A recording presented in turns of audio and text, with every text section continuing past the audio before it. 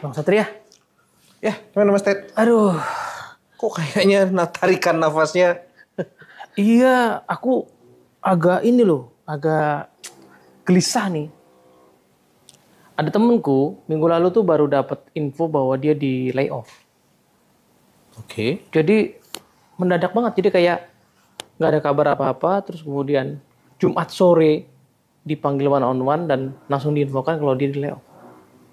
Pada saat itu juga Pada ya? saat itu juga di salah satu startup lah. Oh, perusahaan startup? Iya. Wah, bukannya startup sekarang itu malah lagi diminati banyak orang, Mas Ted? Kayaknya nggak gitu juga sih. Oke.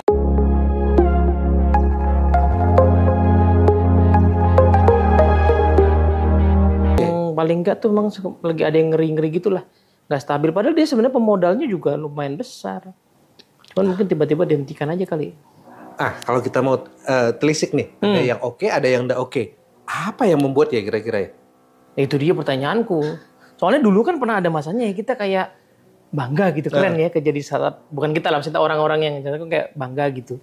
Compare tuh misalnya jadi PNS gitu ya. Tapi sekarang nih kayaknya nggak mesti juga. Banyak anak muda yang akhirnya ya kayak temenku tadi jadi berpikir apa ya perlu nyari yang memang lebih settle, stabil gitu ya. Soalnya situasinya kayak gitu tiba-tiba aja gitu. Mungkin kata stabil itu jadi ini ya pembeda antara yang bertahan dengan yang harus tersingkir gitu. Jadi ya juga sih.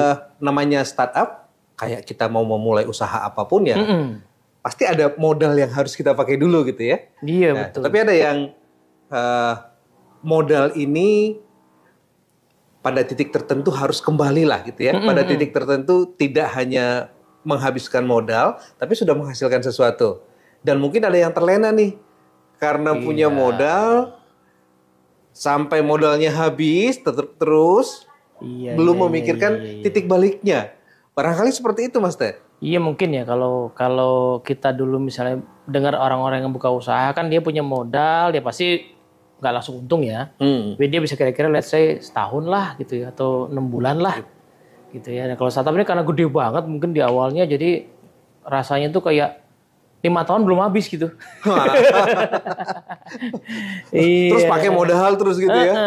Itu kalau menurut saya mirip kayak kita punya anak kecil gitu ya. Kalau kita punya anak kecil itu kan kalau baru lahir semuanya kan dari orang tuanya ya. Semuanya disuplai oleh orang tuanya. Tapi kalau sebagai orang tua kita perlu sadar nih bahwa anak ini pada titik tertentu, kalau di psikologi namanya tugas perkembangan ya, dia mestinya sudah bisa merangkak, dia mestinya sudah bisa jalan, dia mestinya sudah bisa makan sendiri gitu. Apa jadinya kalau seorang anak itu disuapin terus apapun yang dibutuhkan kita supply terus, ini akan jadi lama-lama jadi beban buat kita ya. Iya juga ya. Itu ngomong-ngomong ada kebijaksanaan karunya nggak tuh Bang? Nah, ini kalau kita tarik ke kebijaksanaan Karo itu ada yang ungkapan yang menurut saya relevan ya, bahwa katanya begini, salah benana lepak pendungi. Nah, ini kalau diterjemahkan secara langsung maknanya kira-kira ketika kita memulai sesuatu dengan cara yang salah, maka hasilnya akan keliru. Kalau kita memulai sesuatu dengan cara yang tidak benar, maka ujungnya pasti akan menemukan masalah gitu ya. Oke. Kayaknya berlaku ke seluruh kehidupan kita, Mas Ted ya. Bayangkan kita bangun rumah, pondasinya nggak pas. Ambruk. Gimana? Sudah bangun segala macam akan cepat ambruk. Betul. Kalau tadi kayak kita bicara tentang anak kecil tadi. Kalau seorang anak kita suplai terus, kita penuhin kebutuhannya tanpa melatih kemandiriannya, apa jadinya? Manja gitu ya, mengandalkan orang tuanya. Atau nggak bisa berjuang sendiri lah. Nggak bisa berjuang sendiri. Kan ngerepotin kita juga sebagai orang tua pada akhirnya ya. Bahkan ini sudah disampaikan oleh pujangga kita tempo dulu, salah asuhan gitu ya. Sampai ada sebuah novel yang Marah Rusli, salah asuhan. Poin penting itu right from the start gitu ya. Kalau mau melakukan sesuatu, lakukanlah dengan benar. Benar sejak awal. Apa jadinya kalau kita ke tukang jahit nggak diukur gitu ya? Diukur dulu. Langsung main jahit aja misalnya ya. Iya juga tuh. Kalau dari awalnya ukurannya sudah salah, makanya nggak benar.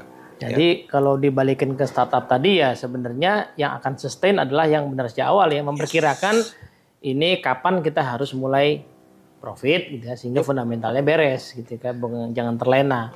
Kalau sampai pada titik apa kita mengandalkan modal tadi, mengandalkan boleh rugi gitu ya, boleh rugi. Ya, lalu pada titik mana kita akan mendapatkan cuan gitu ya, kita sudah harus menghasilkan. Pada titik mana kita supply anak kita, ya kita suapin terus pada titik mana dia harus bisa nyuapin dirinya sendiri. Gitu pada ya. titik mana tim kita yang baru boleh kita dampingi, terus, pada titik mana dia harusnya sudah bisa mandiri.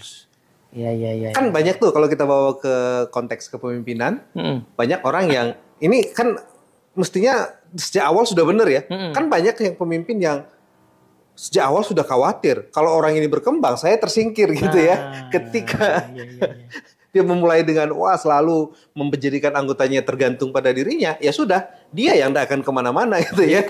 Kalimatnya kayak hero, kalau nggak ada gua kok nggak jalan. Nah, padahal itu menunjukkan tadi bangga kesannya ya. Padahal, itu Mas Ted. Jadi kalau kita mau, terus gimana dong caranya untuk bisa memulai dengan benar ini? Niatnya dulu kan ya.